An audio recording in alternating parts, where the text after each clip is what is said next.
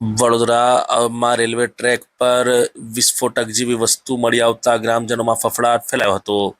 વડોદરા પાસે નાનગઢ નવાપુરા પાસેથી પસાર થતા ગુડ્સ ટ્રેનના પાટા પાસે બોમ્બ જેવું કંઈક શંકાસ્પદ ઉપકરણ મળી આવતા તંત્ર એક્શનમાં આવ્યું છે। ઘટનાની જાણ થતાં જ પોલીસ કાફલો ઘટના સ્થળે આવી પહોંચ્યો હતો।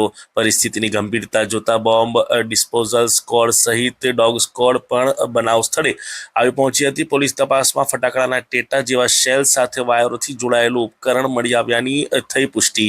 પોલીસને મળી આવેલ ઉપકરણ જીવંત વિસ્ફોટક છે કે કોઈએ ડર ફેલાવવા માટે કૃત્ય કર્યું એ અંગે તપાસ ચાલુ છે। પોલીસ હાલ સમગ્ર વિસ્તારને કોર્ડન કરી વધુ તપાસ હાથ ધરી રહી છે।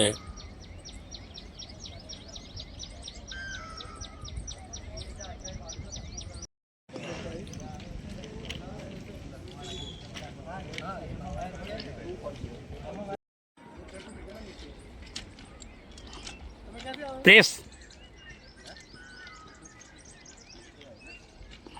हाँ संदेश